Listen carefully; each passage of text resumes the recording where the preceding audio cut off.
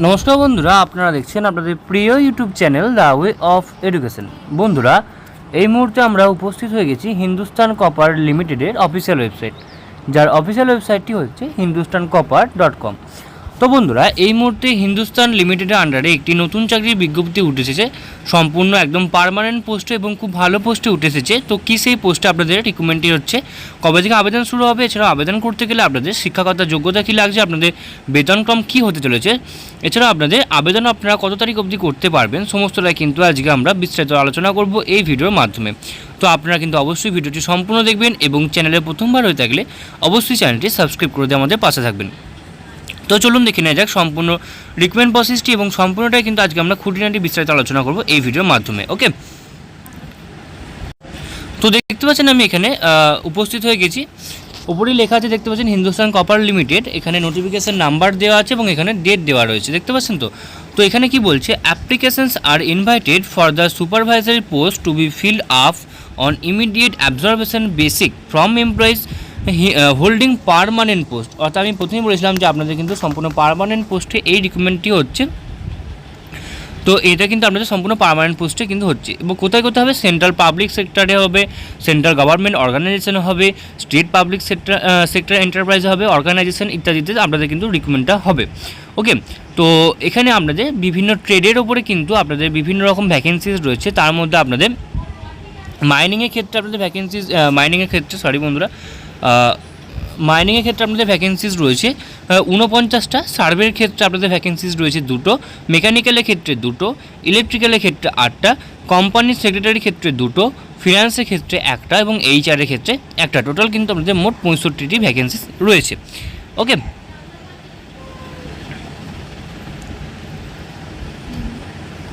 Next এবার এখানে বলেছে list of organisations belonging mining and metal sector CPSE including subsidiaries, joint ventures, central government organization, state PSE is attempt at annexure 1। অর্থাৎ আপনারা যারা এই জায়গা থেকে অ্যাটেম্প করবেন তাদের কিন্তু annexure 1টা কিন্তু অবশ্যই অ্যাটাচ করতে হবে।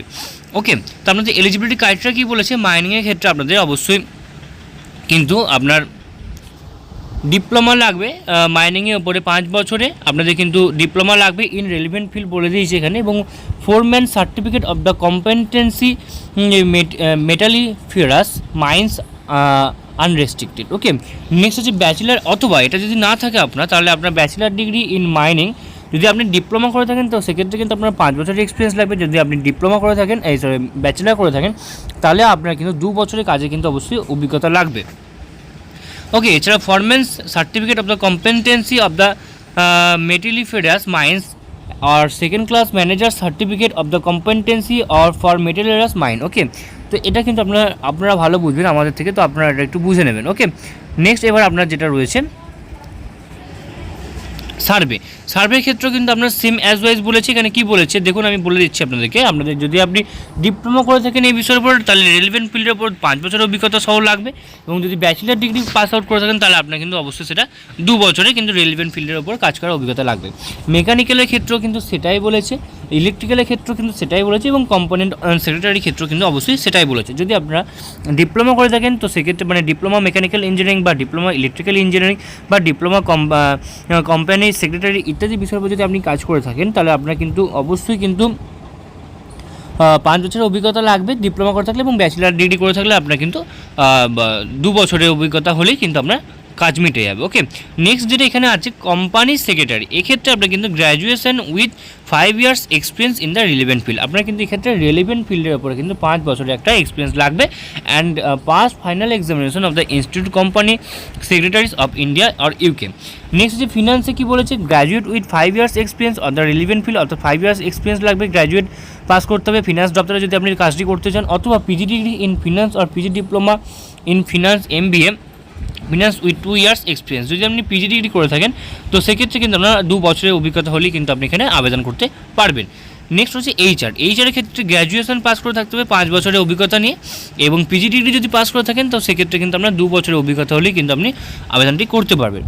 The work experience shall be in full time job on regular basis. তো আমি আপনাদের প্রথমেই বললাম সম্পূর্ণ কিন্তু এটা রেগুলার বেসিসে কিন্তু রিকমেন্ড হচ্ছে, এবং এক্সপিরিয়েন্স অ্যাকোয়ার্ড কী বলেছি, training or internship, apprenticeship, academic project ইত্যাদি বা কনসালটেন্সি, এক্সপিরিয়েন্স, টিচিং, ফেলোশিপ ইত্যাদি যদি আপনার যা হোক যেটা হোক,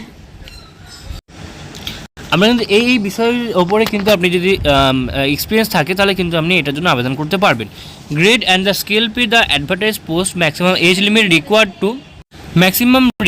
টু এখানে কি বলেছে আপনাদের grade and the scale pay of the advertise post and the maximum age limit required to be eligible on the date of the recording for the above mentioned post and the immediate below scale pay for the advertisement post as are under. ওকে, তো আপনারা কিন্তু এই বিষয়গুলো মাথায় রাখবেন। এবং next আপনাদের যেটা রয়েছে পোস্ট নেমের ক্ষেত্রে আপনার এক্ষেত্রে কিন্তু কি বলেছে, যদি আপনি জুনিয়র ম্যানেজার বা আপনার এক্ষেত্রে আপনার কিন্তু বেতন হতে চলেছে আপনার 30,000 টাকা থেকে 1,12,000 টাকা অবধি। ম্যাক্সিমাম এজ এখানে রয়েছে 40 বছর এবং মিনিমাম এজ এখানে রয়েছে 23 বছর। ওকে, নেক্সট আপনার যেটা রয়েছে আমি বলে দিচ্ছি আপনাদেরকে, সরি বন্ধুরা,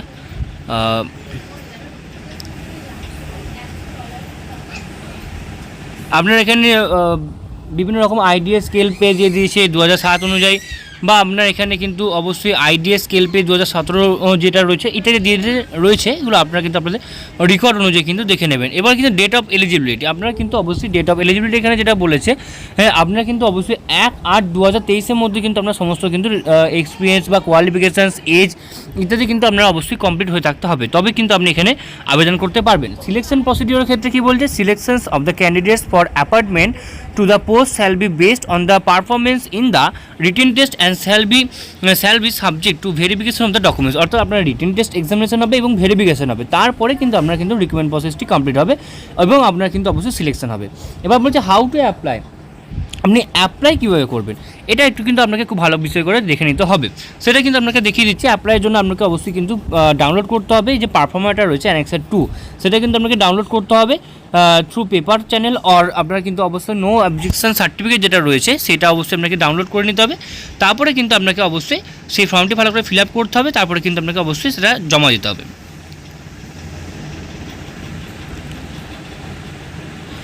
তো আপনাকে ফর্মটি যেখানে জমা দিতে হবে সেই জায়গাটা হচ্ছে এখানে দেখুন দিয়ে দেওয়া রয়েছে যে ডালি feel in application form shall reach on or before the closing date of receiving application 13/9/2023। ওকে, 13/9/2023 এর পূর্বে কিন্তু আপনাকে সম্পূর্ণ ফর্মটি এই জায়গায় কিন্তু স্পিড পোস্ট বা রেজিস্টার্ড পোস্ট বা আপনার কুরিয়ারের মাধ্যমে কিন্তু আপনি জমা দিয়ে আসতে পারবেন, তাহলে কিন্তু আপনার সম্পূর্ণ ফর্ম ফিল আপটি কমপ্লিট হবে। এবার আমরা বলেছি এখানে অ্যাপ্লিকেশন ফর্মের জন্য কী কী রিকোয়ার্ডস রয়েছে কী কী কাশনস রয়েছে। আপনার কিন্তু অবশ্যই ইনকমপ্লিট অ্যাপ্লিকেশানস হলে চলবে না। Applications not received within the stipulate time limit through specified mode on the application as above and অর্থাৎ বলা হচ্ছে যে এখানে আপনার কিন্তু অবশ্যই আমরা কিন্তু এখানে অ্যাপ্লিকেশান যদি ঠিকমতো টাইমে রিসিভ না হয় সেটা কিন্তু আপনার কিন্তু অ্যাপ্লিকেশানটা আপনার বাতিল হয়ে যাওয়ার সম্ভাবনা থাকবে।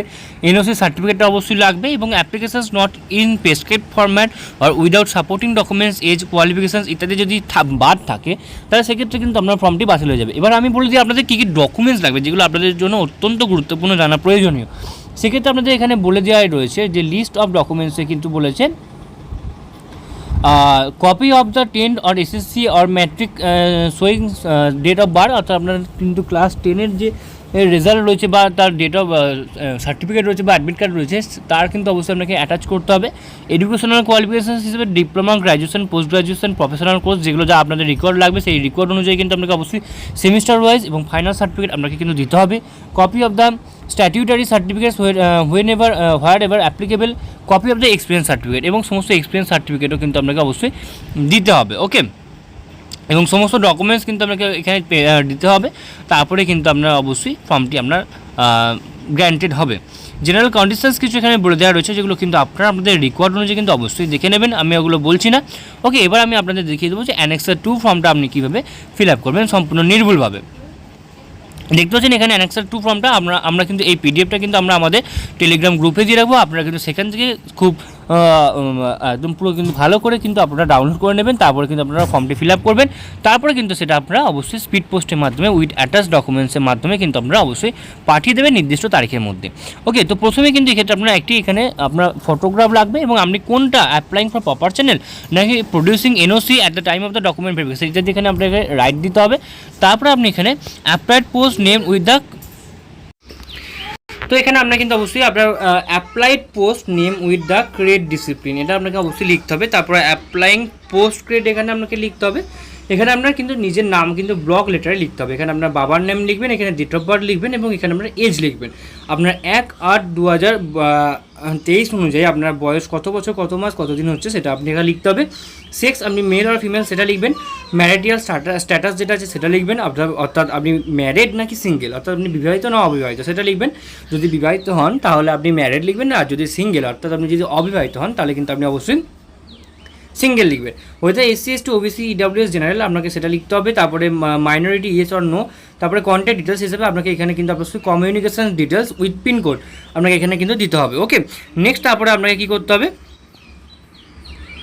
পার্মানেন্ট অ্যাড্রেস দিতে হবে। পার্মানেন্ট অ্যাড্রেসের ক্ষেত্রে কিন্তু আপনাকে অবশ্যই পিনকোড মেনশন করতে হবে এবং আপনার এখানে মোবাইল নাম্বার দিতে হবে। এখানে আপনার ইমেল অ্যাড্রেস কিন্তু ব্লক লেটারে লিখতে হবে।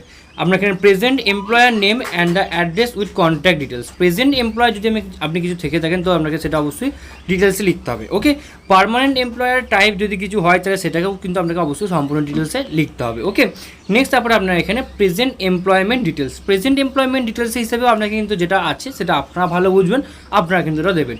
এসেন্সিয়াল কোয়ালিফিকেশানস দেবেন এবং এখানে আপনারা কিন্তু অবশ্যই এডুকেশনাল কোয়ালিফিকেশান দেবেন। তো সেক্ষেত্রে আপনি ম্যাট্রিক কোন বোর্ড থেকে পাস করেছেন, ডেট অফ পাসিং, সাবজেক্ট কী সাবজেক্ট ছিল, পার্সেন্টেজ অফ মার্কস এবং রিমার্ক। তারপরে আপনার ডিপ্লোমা বা 12 দেবেন, ডেট অফ পাসিং দেবেন, তারপরে ইত্যাদি ইত্যাদি যেগুলো রয়েছে সেগুলো কিন্তু আপনাকে অবশ্যই এখানে ফিল করতে হবে। তারপরে আপনাকে এক্সপিরিয়েন্স ডিটেলস দিতে হবে এবং টোটাল এক্সপিরিয়েন্স অ্যাজ অন 1/8/2023 অনুযায়ী আপনার কত বছর কত মাস আপনার এক্সপিরিয়েন্স হচ্ছে সেটা কিন্তু আপনাকে এখানে ক্লিয়ারলি মেনশন কিন্তু অবশ্যই করতে হবে। Details of the punishment if any the last 10 years, যদি কিছু থাকে পানিশমেন্ট যদি আপনার কিছু পুলিশ কেস যদি হয়ে থাকে তো সেটা লিখবেন। তারপরে আপনার ক্রিমিনাল কেস যদি কিছু হয়ে থাকে সেটা লিখবেন। তারপরে আপনার কিন্তু অবশ্যই ডিসক্লোজার হিসাবে কিন্তু আপনার যে অ্যাক্ট রয়েছে সেই অ্যাক্ট নিয়ে যদি আপনার ইয়েস হয় তাহলে ইয়েস লিখবেন, নো হলে নো লিখবেন।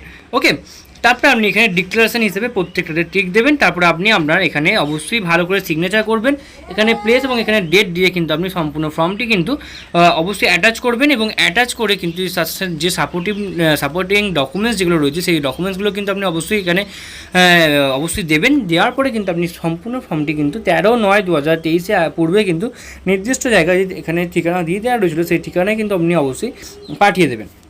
তো আশা করি আপনি সমস্তটা খুব ভালো করে বুঝতে পারলেন যে সম্পূর্ণটা কতটা গুরুত্বপূর্ণ এবং সম্পূর্ণ পার্মানেন্ট পোস্টের সম্পূর্ণ রিক্রুটমেন্ট প্রসেসটি ছিল।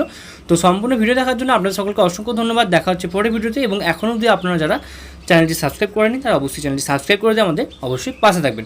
তো চলুন আজকের জন্য এইটুকুই, দেখা হচ্ছে পরের ভিডিওতে। ধন্যবাদ।